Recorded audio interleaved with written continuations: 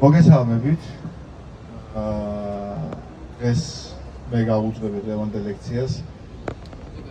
მინდა დღეს ვისაუბროთ პოლიტიკური კომპასის თემაზე, რაც საკმაოდ აქტუალურია დღეს რო უყურებთ მსოფლიოს და მათ შორის საქართველოს. საზოგადოდ რა არის პოლიტიკური კომპასი და რატომ არის ეს თემა აქტუალური?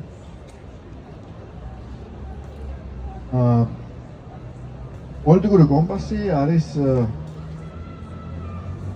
ერთგვარი გამოგონება, ასე ვთქვათ, მეთოდი, ინსტრუმენტი, რომელთაც ჩვენ საზღვრავთ სხვადასხვა კრიტერიუმებით სხვადასხვა ადამიანის პოლიტიკურ ორიენტაციას. და პოლიტიკური კომპასის მეშვეობით ჩვენ შეგვიძლია გარკვეულწილად განსაზღვროთ ჩვენი პოლიტიკური ორიენტაცია, სხვათა შორის ეს არ არის ცუდი აზრი, ჩემგან დამოუკიდებლად შეგიძლიათ ყველამ აკრიფოთ www.politicalcompass.org. ესეთი საიტია პოლიტიკური კომპასი, სადაც შეგიძლიათ გაიაროთ ტესტი და გაარკვიოთ თქვენი მდგომარეობა პოლიტიკურ კომპასის ველში. ხა უშუალოდ ტესტზე რო არ ვილაპარაკოთ ბევრი, ერთი წამით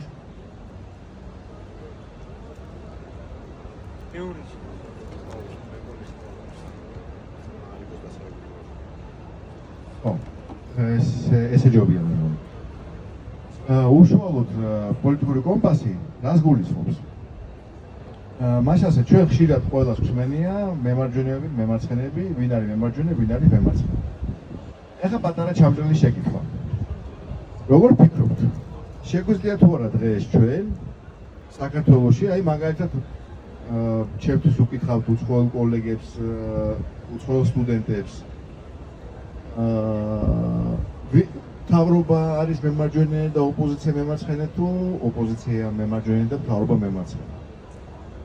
და თითქოს ერთის შეხედვით ძალიან მარტივია, ანუ იდენტიფიცირება მემარჯვენეს და მემარცხენეს ძალიან ადვილია თითქოს, მაგრამ პატარა შეკითხვა. ვინმეს თუ გააქვთ რაიმე წარმოდგენა იმის თაობაზე, ვინ არის საქართველოში მემარჯვენე და ვინ არის საქართველოში მემარცხენე? ალბათ სიტუაციას გააჩნია იყო ძალიან კარგი. სინამდვილეში მეთოდოლოგიურად ითვლება რა? მემარცხენეებად ითვლებიან ისინი, ვინც აწვევიან სოციალურ თემატიკას, ხოლო მემარჯვენეებად ითვლებიან ისინი, ვინც აწვება, ასე ვთქვათ, ბურჟუაზიულ კაპიტალისტურ თემატიკას, ან კიდევ უფრო კონსერვატიულ თემატიკას. და როდესაც ეს დისკურსი შემოდის, მან ჩნდება ეგეთ საკითხი, რომ მარტო მემარჯვენეობა მემარცხენეობით განისაზღვრება და თავდაპირველად იყო ესეთი წრფივი შკალა იყო, სადაც უკიდურესად მარცხნივ, ყველაზე მარცხნივ იყვნენ კომუნისტები, ხოლო ყველაზე მარჯვნივ ფაშისტები. და მერე ფაშისტებიდან ცოტა უფრო ცენტრისკენ რო წამოვიდეთ, იყვნენ დაუშვათ ნაციონალისტები და რელიგიური ფუნდამენტალისტები დაუშვათ, კიდევ ცოტა უფრო მარჯვნივ იქნებოდნენ დაუშვათ ზომიერი კონსერვატორები, ხოლო თუ წამოვართ მარცხნიდან, კომუნისტების მერე უნდა ყოფილიყვნენ სოციალისტები, მარქსისტები, მაგრამ თლად კომუნისტები არა და კიდევ უფრო ცოტა ცენტრისკენ იქნებოდნენ დაუშვათ სოციალ-დემოკრატები. მაგრამ რა უყოთ იმათ, ვინც დაუშვათ არ ემხრობა არც წოდებრივ პრივილეგიებს, ან ვინც არ აყენებს ინდივიდზე უფრო მაღლა საზოგადოებას, აი ფაშიზმი, ან კონსერვატიზმი რას გულისხმობს, იდეაში კონსერვატიზმი გულისხმობს იმას, ნებისმიერი კონსერვატიული იდეოლოგია, იქნება ეს ნაციონალიზმი, იქნება ეს რელიგიური ფუნდამენტალიზმი, ყველა ეს გულისხმობს, რომ ინდივიდი, ადამიანი თავისი უფლებებით, რა თქმა უნდა მნიშვნელოვანია, ალბათ მეტნაკლებად, მაგრამ საზოგადოება, სოციუმი და რაც თავარია სახელმწიფო უფრო მნიშვნელოვანია. ეს თითქოს არის უკიდურესი მემარჯვენეების თეზისია თითქოს. ხოლო როდესაც საუბრობთ მემარცხენეებზე, თითქოს იდეაში გულისხმობთ იმას, რომ გვინდა სოციალური თანასწორობა. მაშასე, აი აქ ჩვენ სულ მარცხნივ გვაქვს სოციალური თანასწორობა, ხოლო აი აქ სულ მარჯვნივ გვაქვს მკაფიო წოდებრივი იერარქია. თუ ჩვენ აქეთ გვაქვს სოციალური თანასწორობა, ხოლო აქეთ მკაფიო იერარქია, სოციალური იერარქია, წოდებრივი იერარქია, მაშინ რა არის შუაში? რა შეიძლება იყოს შუაში? აი ამ მემარცხენეობასა, ხო? უკიდურეს მემარცხენეები, თქოთ რადიკალები, ზომიერი მემარცხენეები, აქედან უკიდურეს მემარჯვენეები დაუშვათ, ფუნდამენტალისტები და ზომიერი მემარჯვენეები და კონსერვატორები დაუშვათ. აი რა არის მათ შორის? თუ აქეთ არის წოდებრივი იერარქია, ხოლო აქეთ სოციალური თანასწორობა. დემოკრატია შეიძლება კიდევ რა შეიძლება იყოს იდეა აი აქ შუაში. და ბევრი რო არ გაწვალოთ, შუაში იქნება რომ უნდა იყოს ლიბერალიზმი. და მოდით ახლა ცოტა ოდენი ვთქვათ საკუთრივ ლიბერალიზმზე რა. რას გულისხმობს ლიბერალიზმი? ლიბერალიზმი გულისხმობს, რომ წოდებრივი იერარქია, სადაც ადამიანის ადგილი საზოგადოებაში წინასწარ მის დაბადებამდე არის განსაზღვრული, ან მისი დაბადებისთანავე არის განსაზღვრული, არის არასწორი. ადამიანი არ უნდა იყოს შეზღუდული რაიმე გარემოებებით, გარდა საკუთარი ნიჭისა, უნარისა და სურვილისა. ერთი. ეხლა აქეთ ნახოთ უკიდურეს მემარცხენეები საუბრობენ სოციალურ თანასწორობაზე, მაგრამ სოციალური თანასწორობა უცებ აღმოჩნდა, რომ არის წინააღმდეგობაში თავისუფლებასთან. როგორ მივახციოთ სოციალურ თანასწორობას? წარმოგიდგენთ ესეთი რამ. მე ვარ ადამიანი. მაქვს რაღაც სიმაღლე, დაუშვათ 1.70 მ, მაქვს რაღაც წონა, დაუშვათ 80 კილოგრამი. დავიბადე 50 სანტიმეტრი და 3.5 კილო. ჩემი ძმა დაიბადა 51 სანტიმეტრი და 3.600. და ეხლა არის 1.80 სიმაღლეში და არის ასევე 80 კილო. ჩვენ ერთნაირები ვართ? ანუ ჩვენ დავიბადეთ ფიზიკურად განსხვავებულები. უფრო მეტიც, ჩვენ დავიბადეთ განსხვავებული ნიჭით. ჩემი აზრით, ჩემი ძმა ძალიან ნიჭიერია, ხოლო მე უფრო განათლებული. ეხლა რა ვუყოთ ამას? ჩვენ სხვადასხვანაირები ვართ. უფლებები ერთნაირი გვაქვს. მე შემიძლია ვაკეთო რაც მინდა, მასაც შეუძლია აკეთოს რაც მას უნდა და აღმოჩნდა რომ მე ავირჩიე რაღაც გზა, ამ გზაზე ვიყავი საკმარისად ბეჯითი ან არასაკმარისად ბეჯითი, ხოლო ჩემმა ძმამ აირჩია თავისი გზა და იმ გზაზე იყო ჩემზე უფრო ბეჯითი მაგალითად. და მე წარმატებას მიაღწია პირობითად.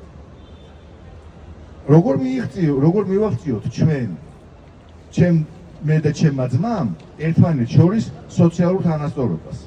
როგორ მივახციოთ ამას? მახსენდება ქართული ზღაპარი ორ ძმაზე, რომლებსაც ესე იგი ერთ-ერთმა ძმამ შეირთო ცოლი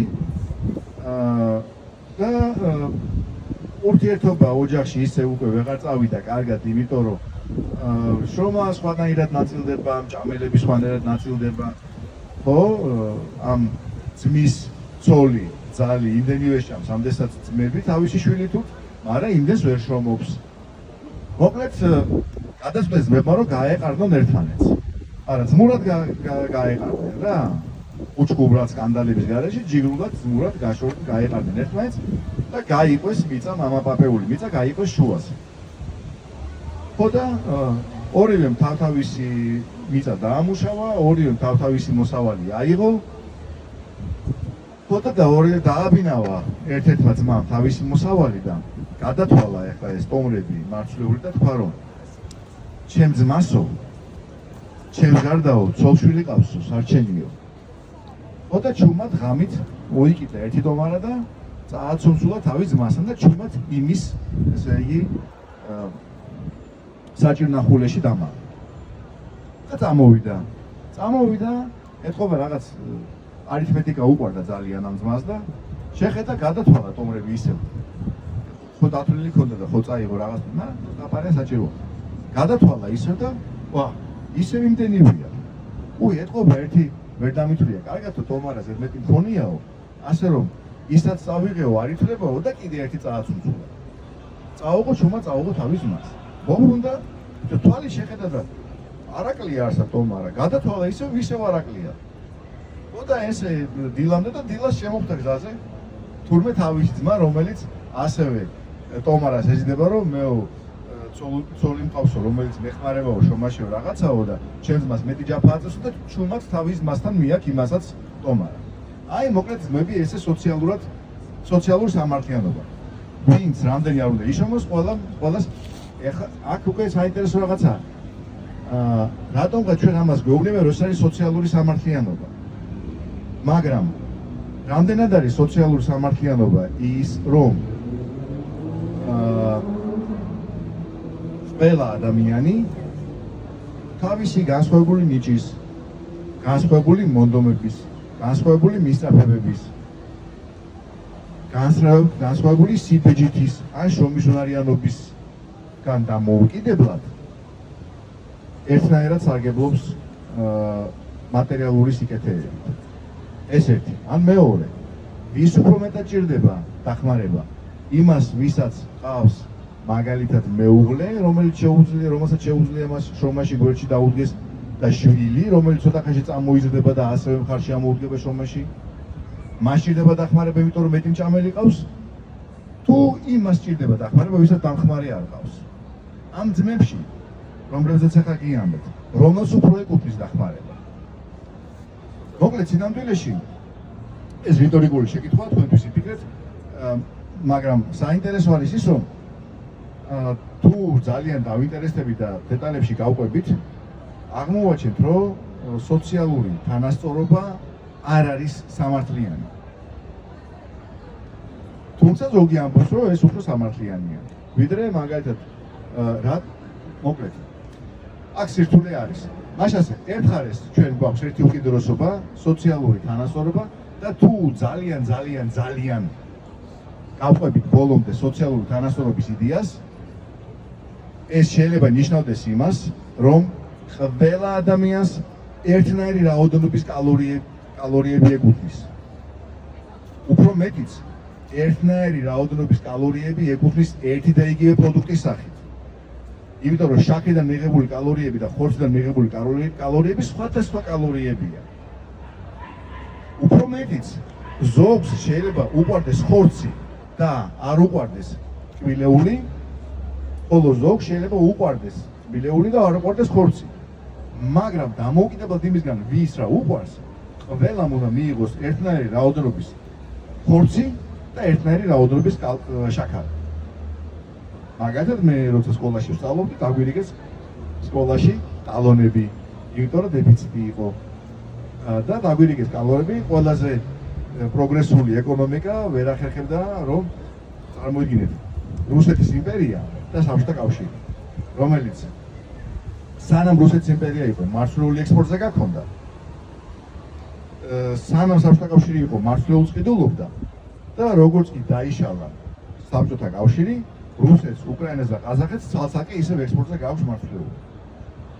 არა ეს ისე ეკონომიკის ეფექტიანობაზე რომ დავფიქრეთ ერთი წამი. მაგრამ დაუბრუნდით.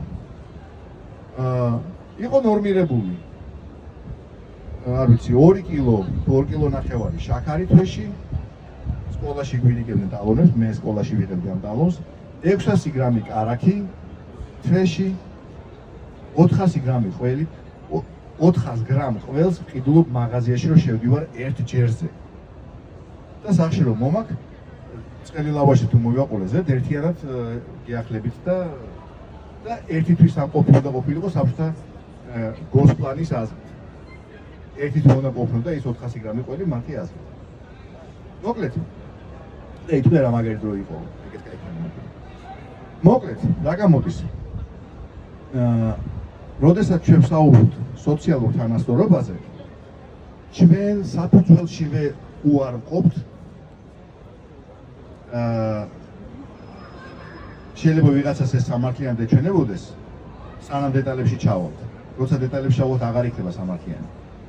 მე მაგათი არ მეგონა სამართლიანი პატარა რო ვიყავი არც მაშინ. მაგრამ ეს სინამდვილეში ნიშნავს საყოველთაო მონობასაც თანასწორობასთან ერთად. იმიტომ რომ იმისათვის რომ ჩვენ ყველანი ვიყოთ ერთნაირად სოციალურად თანასწორები, უნდა გვყავდეს თავზე დგომი რაღაც ინსტიტუტი, რომელიც ყველაფერს გააკეთებინებს, ყველაფერს მათი შრომის პროდუქტს წაართმევს და მერე ყველაფერს გაუნაწილებს. შესაბამისად, არც ერთი ჩვენგანი არ არის თავისუფალი და ჩვენ ყველანი თანასწორები ვართ ჩვენს უპირობო და სრულ უუფლებობაში. და არანაირი გარანტია იმისა არ აქვს, რომ ის ინსტიტუტი, რომელიც ჩვენ გვამუშავებს, ჩვენ ხარკავს და ჩვენ ლუკმას გვინაწილებს, არის სამართლიანი და თავის არაფერი მიაქვს. ან არ იყენებს ამ რესურსს, რომელსაც ის ანაწილებს, თავის საკეთილდღეოდ და ჩვენ საწინააღმდეგოდ. ეს ორიოდე სიტყვა სოციალურ თანასწორობაზე. უკიდურესობაზე ვსაუბრობთ. მაშასე, აქეთ ჩვენ გვაქვს სოციალური თანასწორობა და სინამდვილეში უფლებობა, თუმცა შენიღბულია როგორც უფლებები, განათლების უფლება, პენსიის უფლება, დასვენების უფლება და ამავდროულად, მაგრამ არა ის რისი მოპოვება ჩვენ შეგვიძლია ჩვენი თავისუფალი შრომით, ჩვენი დამოუკიდებელი მიზანსწრაფით და ჩვენი უნარით რაღაცა გავაკეთოთ და რაღაცა გადავინახოთ. მეორე უკიდურესობა, რითაც დავიწყე, ეს არის წოდებრივი იერარქია, როდესაც ვინც სადაც დაიბადა, რომელ სოციალურ სტრატაში დაიბადა, იმ სოციალურ სტრატაში უნდა დარჩეს. ჩემი წინაპრები და მათი წინაპრები იყვნენ გლეხები და მეც ვიქნები გლეხი. თუ ძალიან გაბედული ვარ, გავიქცევი ქალაქში და თუ ქალაქში რომელიღაცა გილდია, რომელიღაცა ამქარი მიმიღებს, შეიძლება მაგ შემთხვევაში მე შევცვალო ჩემი ბედი. ამიტომ შუა საუკუნეების ქალაქების მოსახლეობა, რა თქმა უნდა, უფრო კაი ტიპები იყვნენ, ვიდრე შუა საუკუნეების მაღლეხობა. ქალაქი ცალკე ფენომენია, მაგრამ ეს იყო ძალიან ცოტა. მაშასე, აქეთ არის წოდებრიობა, მე არ შემიძლია წავიდე იქ, სადაც მინდა, მე არ შემიძლია ვაკეთო ის, რაც მინდა, იმიტომ რომ მე უნდა ვიყო იქ, სადაც გავჩნდი და ვაკეთო ის, რაც მევალება იმ ადგილიდან გამომდინარე, რომელშიც მე გავჩნდი. მორჩა და გათავდა. ეს შეზღუდვა მაქვს აქ. აქეთ ყველანი თანასწორები არიან სოციალურად, მაგრამ სინამდვილეში უუფლებოები. შუაში არის ლიბერალიზმი, რომელიც გულისხმობს, აქედან განსხვავებით, გულისხმობს იმას, რომ ადამიანს აქვს უფლება თვითონ გადაწყვიტოს, სად შეუძლია ის იყოს წარმატებული, სად შეუძლია მას იყოს სასარგებლო საზოგადოებისთვის, სად შეუძლია მან სადოს თავისი ბედის გამოჭედო და როგორ შეიძლება მან გამოჭედოს თავისი ბედი. ის იღებს თავის თავზე პასუხისმგებლობას და წარუმატებელი იქნება თუ წარმატებული, ბედნიერი იქნება თუ უბედური, ეს იქნება მისი დამსახურება და მისი პასუხისმგებლობა.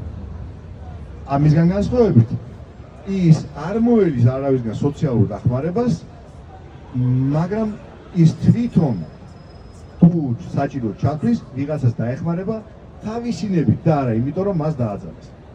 ითვლება, რომ აი ეს არის უკვე ამ შკალაზე, ერთგანზომილებია შკალაზე, უკიდურეს მემარცხენეობასა და უკიდურეს მემარჯვენეობას შორის, კომუნიზმსა და კონსერვატიზმს შორის გაჩნდა ლიბერალიზმი. მაგრამ აქვე გაჩნდა კიდევ ერთი ნუანსი. დამოკიდებულება სახელმწიფოსა და საზოგადოებას შორის. წეგან ჩვენს ვაუბრობდით რაზე, სულ დასაწყისში. არის ინდივიდი და არის საზოგადოება. კონსერვატორები თვლიან, რომ ინდივიდის უფლებები მნიშვნელოვანია მხოლოდ მის ადგილას და რა თქმა უნდა მხოლოდ საზოგადოების კონტექსტში. ანუ თუ საჭიროა, ესე იგი, რომ სვერპლად შევწიროთ ზურაბა და სურამის ციხეს ჩავატანოთ, დაებს სვერპლად შევწიროთ ზურაბა და სურამის ციხეს ჩავატანოთ. ზურაბა იტირებს თუ არ იტირებს, არ გვაინტერესებს. ციხეა ასაშენებელი, მთელი თემი არის გადასარჩენი, სამეფო გადასარჩენი. ეს არის კონსერვატიზმი. მაგრამ რას ფიქრობს ამის თაობაზე სოციალიზმი? თითქოს კონსერვატიზმი და სოციალიზმი აქ დაპირისპირებულები არიან ერთმანეთთან, მაგრამ აღმოჩნდა, რომ სოციალიზმიც იგივეს ამბობს. სოციალიზმი, განსაკუთრებით კომუნიზმი ამბობს, რომ თავარია კომუნა და ადამიანი ამ კომუნაში მიიღებს ყველაფერს ისევე როგორც კომუნის ყველა წევრი, მაგრამ კომუნის გარეშე ის არის ნოლი. მხოლოდ კომუნაშია ის ადამიანი. ისეთივე ადამიანი როგორც დანარჩენი კომუნის წევრები. მაგრამ არა კომუნის გარეშე. ანუ თუ არჩევანია ერთ ადამიანსა დაუშვათ ნიჭიერ ადამიანს, რომელსაც უნდა ხატვა და ჩიტების დაუშვათ დაჭერა, არა, მან უნდა კი არ უნდა ხატოს და ჩიტები კი არ უნდა დაიჭიროს, არამედ უნდა აკეთოს ის, რასაც კომუნა ეთქვის. მთელი კომუნა ხნავს, შენც ხნავ. მთელი კომუნა თესავს, შენც თესავ. მთელი კომუნა იმკის მოსავალს, შენც იმკი მოსავალს, ვეწავს, ქვავს, ინაწილებს და ჭამს. ერთად. იდეალური ვარიანტი არის დაუშვათ საერთო სასადილოები, სადაც ყველანი ერთად იკვებებიან. საერთო სახლი, სადაც ყველანი ერთად ცხოვრობენ და ასე შემდეგ. აღმოჩნდა, რომ ამ ნაწილში საზოგადოების ინდივიდზე პრიმატის ნაწილში ეს ორი უკიდურესობა თურმე ძალიან გავს ერთმანეთს. და გამოვიდა, რომ ეს არის არა წრფივი, ესეთი, არამედ უფრიკი, მომრგვალებული. ანუ თუ უკიდურესად მარცხნივ გადავხდით და უკიდურესად მარჯვნივ გადავხდით, მაშინ ესენი მოდიან შეხებაში ერთმანეთთან. ანუ უკიდურესი მემარცხენეები და უკიდურესი მემარჯვენეები ერთი და იგივე კრეტინები და დეგენერატები არიან. სინამდვილეში. ანუ მათ შორის დაპირისპირება არის სინამდვილეში მოჩვენებითი დაპირისპირება და სინამდვილეში მათი წინააღმდეგობა ეს არის კოლექტიური ასე ვთქვათ კოლექტიური პინგ-პონგის თამაში დაპირისპირება ლიბერალისტთა რომელიც შუაში რომელიც ახლა საუბრობ. მაგრამ აქ კიდევ ერთი ნიუანსია. დამოკიდებულება ერთი ხო იყო კომუნა, საზოგადოება და ინდივიდი. კომუნასა და საზოგადოებას შორის ან ოფცები. კომუნა იგივე საზოგადოებასა და ინდივიდს შორის დაპირისპირებაზე ვთქვით. მაგრამ პლუს არის კიდევ ერთი ფენომენი, სახელმწიფო. სახელმწიფო შეიძლება ჩავთვალოთ როგორც საზოგადოებრივი თვითორგანიზაციის უმაღლესი ფორმა, ან უბრალოდ აბსტრაქტულად განზე მდგომი არბიტრი. ან პირიქით წესების მომცემი. და ჩვენ გვაქვს ორი ვარიანტი სინამდვილეში სახელმწიფოს. პირამიდალური, ვერტიკალური, აი პუტინს რო უყვარს. ძალაუფლების ვერტიკალი, აღმასრულებელი ვერტიკალი, ანუ პირამიდა. ვიზუალურადაც განსახიერებულია როგორც პირამიდა. ხო? მწვერვალზე არის ფარაონი, ცოცხალი ღმერთი, ბრძანებელი, ხელმწიფე. მის ქვემოთ ერთი საფეხურით, მის ქვემოთ 4-ვე კუთხით არის წიგნობართო ფუცესი, რომელიც დაუშვათ ბუღალტერიას აწარმოებს. ქურუმთუ ფუცესი, რომელიც რიტუალის შესრულებას განკარგავს. ავარსარდალი, რომელიც დაუშვათ ჯარს გაუძღვება და რაღაცა სახურთუ ფუცესი, რომელიც სამუშაოებს განკარგავს. აი 4, ასე ვთქვათ, თანამდებობის პირი არის 4 უფუცესი ფარაონის ქვეშ. ან 4 მინისტრი ხელმწიფის ქვეშ. როგორც ხდება? მათ შესაბამისად თავთავიანთი შტატი ყავთ. ქვემოთ და ქვემოთ. ესე პირამიდას მოყვება და ზემოთ გაცხადებული ნება უნდა განხორციელდეს ქვემოთ.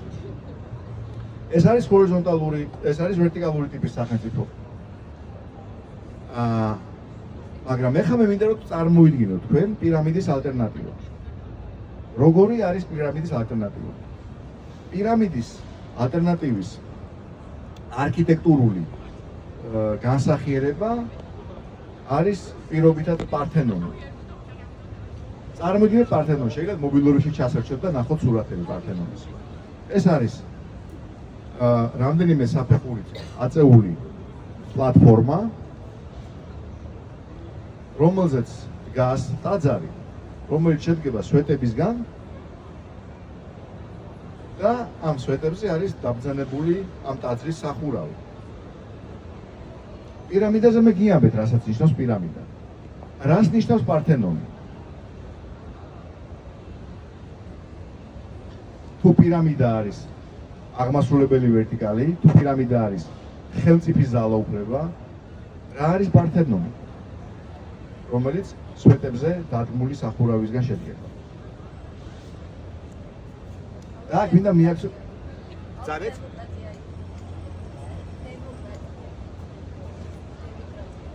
შესაძლოა. უფრო სწორად. დიახ.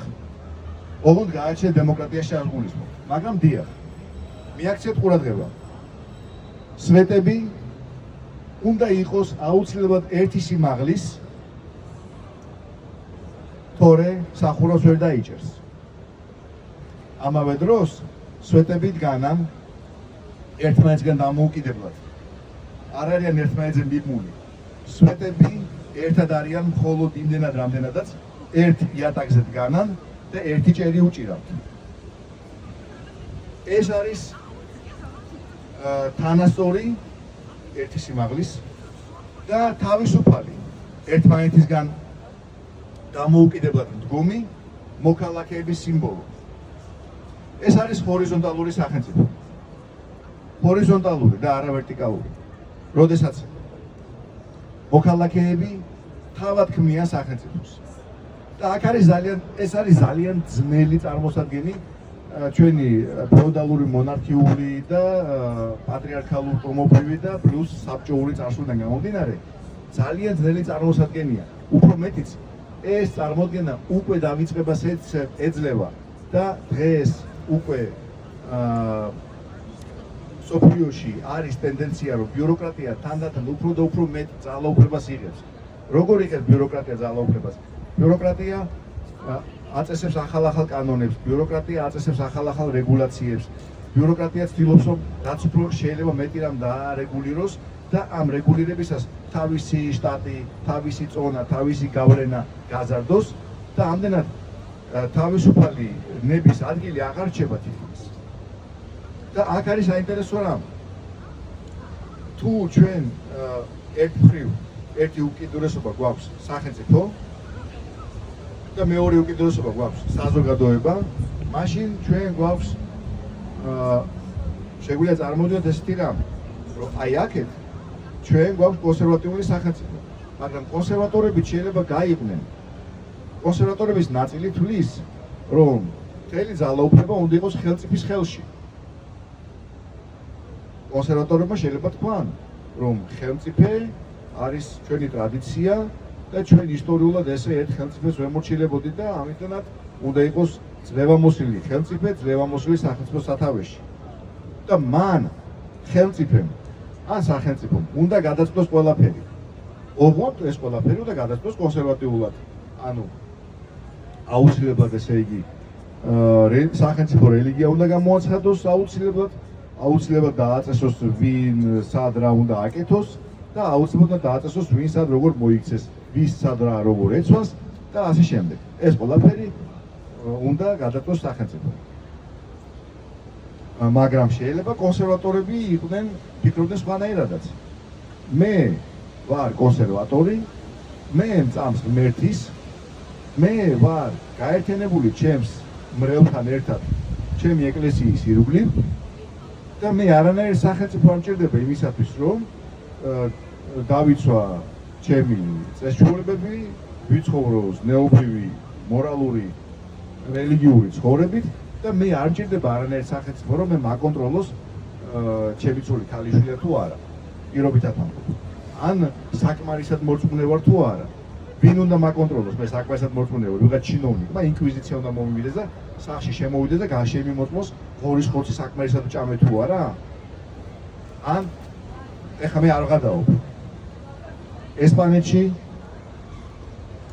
ინკვიზიციას ჰქონდა უფლება შესულიყო ნებისმიერ სახლში და შუაგულ სახლში უნდა ყოფილიყო ჩამოკიდებული ეს ცნობილი ესპანური ხამონი, ღორის, შავი ღორის ბარკალი უნდა ყოფილიყო ჩამოკიდებული და ეს ინკვიზიციის თანამშრომელი ამას გაზომავდა, გააკეთებდა ნაჭდევს, ანუ აღნიშნავდა, ჩაიწერდა ჟურნალში რა თარიღი იყო, როდის შეამოწმეს და რაღაც დროის მერე რო შეამოწმდა, უნდა დარწმუნებულიყო, რომ მას შემდეგ ეს ღორი ცოტათი შეიჭამა. და როდესაც ეს ღორის ფეხს ოჯახი დაამთავრებდა, ის დამთავრებული ღორის ფეხი უნდა შეენახა, არ უნდა გადაეგდო და ახალი ღორის ფეხი უნდა ჩამოეკიდა, რომ ინკვიზიცია რო შემოვიდოდა, ეჩვენებინა რომ არა, ჩვენ ეს არ იფიქროთ რომ ჩვენ ამას არ ვჭამდით. ჩვენ ის ფეხი უკვე შევჭამეთ, აი, იმ ფეხის დარჩენილი ჩილიკი და ახალი ფეხი ჩამოკიდეთ უკვე. და ინკვიზიცია დარწმუნდებოდა, რომ ეს ადამიანები ნამდვილად არ არიან ებრაელები, ნამდვილად კეთილი კათოლიკები არიან და რეგულარულად ჭამენ ღორის ხორცს. გენაცვალე. მეორე საინტერესო რამეს გეტყვით. იყო და არა იყო რა, იყო ცნობილი პროტესტანტი. თუ არ იფიქროთ რომ მაინც კათოლიკებს ვერჩი. იყო ცნობილი, ყველას გაუგონია, ცნობილი პროტესტანტი მოაზროვნე და ფილოსოფოსი ჟან კალვინი. რეფორმაციის ერთ-ერთი ლიდერი. ხოთა მოკლედ ჟან კალვინმა ქადაგებებით ისე მოაწოლა შვეიცარიელებს თავი, რომ ჟენევაში აირჩიეს ჟენევის მეთაურად. და მოგეხსენება თუ შვეიცარია კონფედერაცია იყო, შედგებოდა რამდენიმე საგრაფოსგან, ზოგიერთი და ეს საგრაფოები არჩევითი იყო და შიდა საქმეებში იყვნენ სრულიად თავის დამოუკიდებლები. მოკლედ აირჩიეს ჟან კალვინი ჟენევის თავად, ჟენევის გრაფად და იცით შვეიცარიაში საიდან მოდის ტრადიცია, რომ კარები არ იკეტება. ჩვენთან გავრცელებული მითია, რომ შვეიცარიაში ისეთი წესიერი ხალხია, მართლა წესიერია სინამდვილეში, რომ კარებს არ იკეტავენ, იმიტომ რომ ფულობები არ ხდება. სინამდვილეში მე-16 საუკუნეში ჟან კალვინმა დააწესა კანონი, რომ კარები არ უნდა იკეტებოდეს, იმიტომ რომ სპეციალურ ინსპექციას უნდა ჰქონდეს უფლება ღამით შევიდეს ნებისმიერ სახლში, რომ დარწმუნდეს, რომ ცოლ-ქმარს ცოლ-ქმრულად, ქრისტიანულად სწორად ძინავს ერთად. არასწორად არ უნდა ეძინოს, სწორად უნდა ეძინოს. აუცილებლად. მოკლედ, ეს იმიტომ მოვყევი, რომ კონსერვატორებს შეიძლება ძალიან კონსერვატიული საზოგადოება იყოს, რომელიღაცა კომუნა უკიდურესად კონსერვატიული იყოს. პირდაპირ, აი, ამერიკელი ამიშებით მხოლოდ რელიგიური ცხოვრებით ცხოვრობდეს რა. რომ არის რელიგიური დოგმები, ეს ებრაელი ორთოდოქსები, რომლებიც მხოლოდ რელიგიური დოგმებით ცხოვრობენ. და სრულიად უგულოდოყოფენ სახელმწიფოს როგორც ინსტიტუტს. და მათ არ ჭირდებათ არავითარი ჟან კალვინი, რომელიც შეამოწმებს როგორც ვანან ისინი თავის ცოლებთან და არ ჭირდებათ არავითარი ინკვიზიცია, რომელიც შეამოწმებს რას ჭამენ და რას არ ჭამენ. მათ არ ჭირდებათ სახელმწიფო როგორც მარეგულირებელი იმისა, თუ როგორ იცხოვროს მორწმუნე ქრისტიანმა ადამიანმა. ასევე შეიძლება ითქვას სხვა ტიპის კონსერვატორებიც. ანუ ჩვენ დავინახეთ, რომ კონსერვატორების ნაწილი შეიძლება ემხრობოდეს ძალიან ძლიერ, ძალიან დიდ სახელმწიფოს, ხოლო ნაწილი შეიძლება ემხრობოდეს მინიმალისტურ სახელმწიფოს. ნაწილი შეიძლება ემხრობოდეს სახელმწიფოს, რომელიც არეგულირებს ყველაფერს, ოღონდ არეგულირებს მათ სასარგებლოდ, მათ რომ მიაჩნიათ ისე, ხო?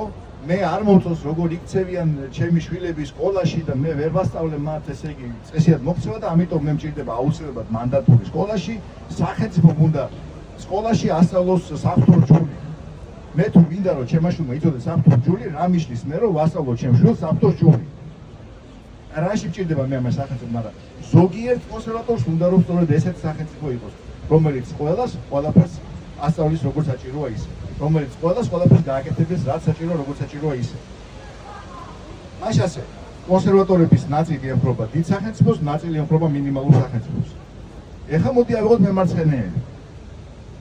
მემარცხენეების ნაწილი შეიძლება ემხრობოდეს ასევე დიდ სახელმწიფოს, რომელიც ყველაფერს დაარეგულირებდა, ყველას მოუწოდა სოციალურ განასხვავებას და ნაწილი შეიძლება ემხრობოდეს მინიმალურ სახელმწიფოს, რომელსაც არ სურთ რომ ერთი წამით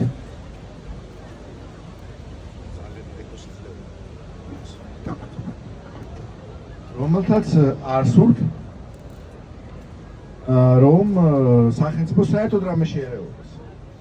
ანუ უკიდურეს მემარცხენეების ნაწილი არის კომუნისტი, რომელიც ფიქრობს რომ არის ლევამოსილი სახელმწიფო, რომელიც ყველაფერს არეგულირებს, მაგრამ უკიდურესი მემარცხენეების ნაწილი არის ანარქისტი, რომელიც ამბობს, რომ თუ ჩვენ ყველანი კომუნებში ვიცხოვრებთ, მაშინ სახელმწიფო აღარ დაგჭირდება კომუნების დონეზე გადავწყვეტ ყველაფერს.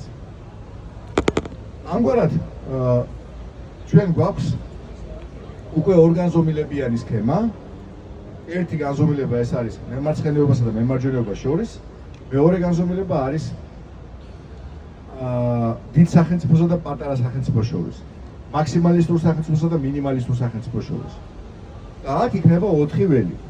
სინამდვილეში არის კიდევ ერთი განზომილება და უკვე გავდივართ 8 ტიპის დაყოფაზე და აი ამის უკვე სიფრთხეზე ასახვა ძალიან რთული გამოდის და ამიტომ პოლიტიკური კომპასი ირევა. ეს არის ერთი მხრივ ეკონომიკური საკითხები, ხოლო მეორე მხრივ კულტურული საკითხები.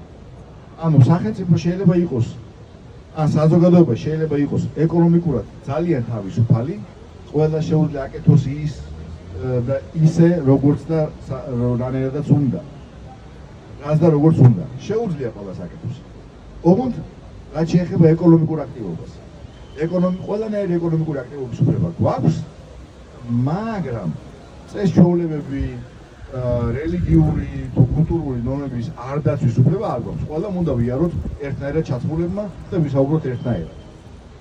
ეს კიდევ ერთი განზომილებაა. სინამდვილეში ანალოგიურად შეგვიძლია სხვანაირად. ყველა არის შეზღუდული ეკონომიკურ აქტივობაში, მაგალითად კუბა. ერთი მხრივ კუბაზე აკრძალულია ყველანაირი ეკონომიკური აქტივობა, მხოლოდ სახელმწიფო არის ეკონომიკური აქტორი, მაგრამ მეორე მხრივ არის სრული, მაგალითად სექსუალური თავისუფლება ან კულტურული თავისუფლება. ყველა შეუძლია როგორც უნდა ისე ჩაიცვას, ყველა შეუძლია ვისთანაც უნდა იმასთან მიგოტრიალოს და ყველა შეუძლია როგორი მუსიკაც უნდა ისეთი მუსიკა გააწეროს, გაუკრას ან მოისმინოს. არის სხვა მოდელებიც. Ну, თქვათ არგენტინული მოდელი, როდესაც ეკონომიკური თავისუფლება არის მაგალითად კულტურულ ჩაკეტილობასთან ერთად. მოკლედ, ჩვენ ვხედავთ, რომ არის მრავალი განზომილება და ამ მრავალ განზომილებაში სინამდვილეში ყოველი განზომილება ვარიანტებს პარებს, ახალ ვარიანტებს. და რატომ მინდა მე ახლა რო შევაჯამო, რაზე მინდოდა დღეს მესაუბრა. სინამდვილეში თუ ჩვენ ძალიან უხეშად გავიყვანთ ზღვარს მემარჯვენეს და მემარცხენეებს შორის, კონცეპტუალურ დონეზე შეგვიძლია ვთქვათ, რომ მემარჯვენეები იდეაში უჭერენ მეტ ეკონომიკურ თავისუფლებას, მხარს უჭერენ მეტ ეკონომიკურ თავისუფლებას, მემარჯვენეები მხარს უჭერენ ნაკლებ კულტურულ თავისუფლებას და მემარჯვენეებისთვის პრიორიტეტული არის ეკონომიკური თავისუფლება და არა სოციალური თანასწორობა. ხოლო მემარცხენეებისთვის პრიორიტეტული არის სოციალური თანასწორობა და არა ეკონომიკური თავისუფლება, ერთი მხრივ და მეორე მხრივ კულტურული თავისუფლება და არა კულტურული ერთნაირობა. ესეც ვარშავსა ვავლებთ, ჩვენ აღმოვაჩენთ, რომ საქართველოში მოქმედი პოლიტიკური პარტიები ერთმანეთისგან იდეოლოგიურად არ განსხვავდებიან, მაგრამ არის ერთი ნიუანსი. ეს არის ძველი, კარგად ცნობილი მოდელი საზოგადოების მართვის. ეს მოდელი ცნობილი არის ძველ საბერძნეთში, ეს მოდელი ცნობილია იტალიის ქალაქ სახელმწიფოებში. ამ მოდელმა ვერ იმუშავა რაინის და ჰანზის და გერმანიის ქალაქ სახელმწიფოებში და რაში მდგომარეობს ეს მოდელი. ორივე შემთხვევაში, ძველი საბერძნეთის და იტალიის შემთხვევაში, ეს არის დემოკრატიის წინააღმდეგ მიმართული მოდელი, უпростоრად საშუალო კლასის თავისუფალ გადამხდელთა დემოკრატიის წინააღმდეგ ოლიგარქატის და პლებსის ალიანსი.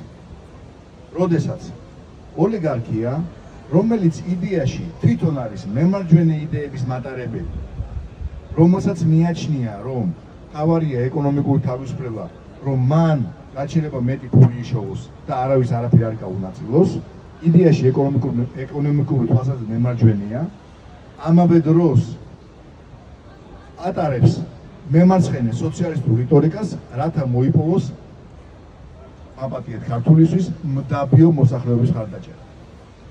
და გამოდის, რომ ძველი ანტიკური დემოკრატიაც და შუა საუკუნეების დემოკრატიაც სამხრეთში, ანუ საბერძნეთში, ანტიკურ პერიოდში და იტალიაში შუა საუკუნეებში დემოკრატიები დაემხო ბევრგან სწორედ ოლიგარქიის და პლებსის, ოლიგარქიის და მდაბიოთა ალიანსის ხარჯზე. ხოლო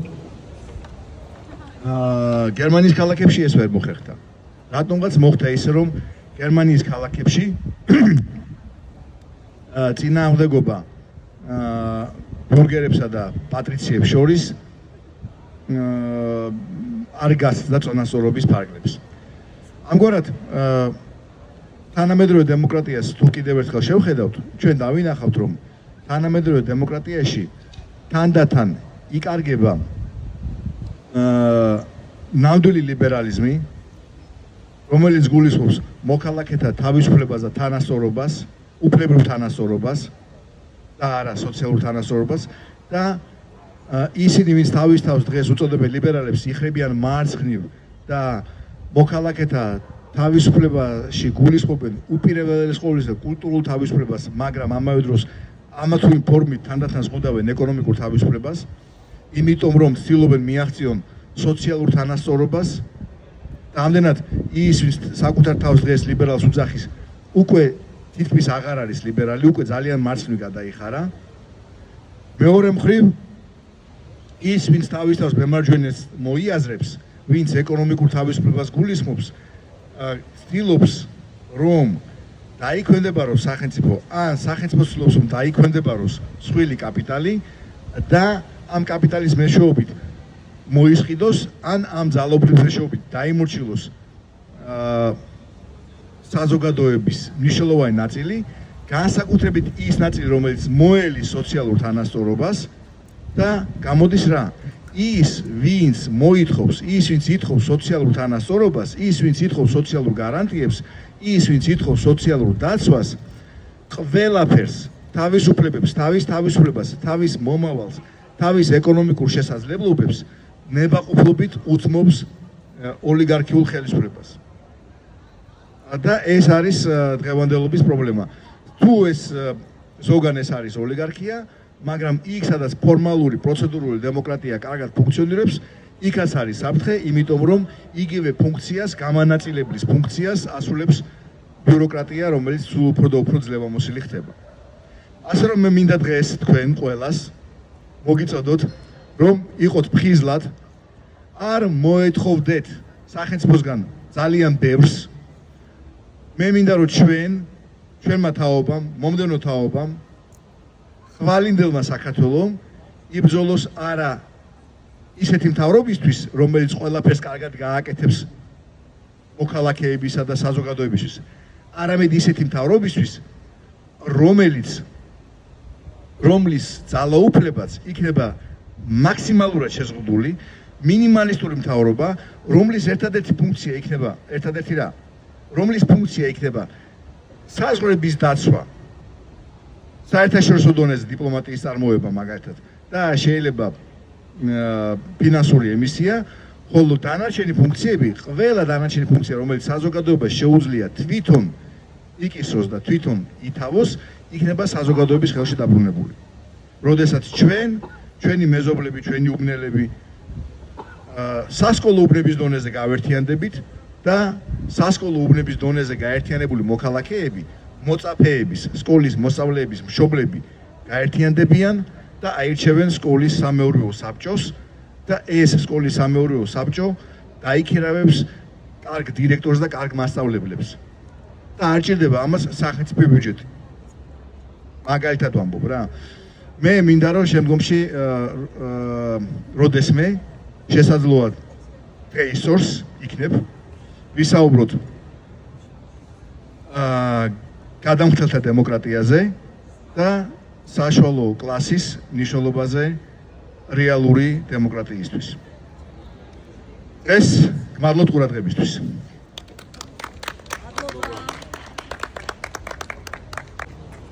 მადლობა ოთარს საინტერესო ლექციისთვის. ჩვენ ვართ საპროტესტო აუდიტორია, ცოდნა ძალა, ცოდნა თავისუფლება და ერთად გავიმარჯვებთ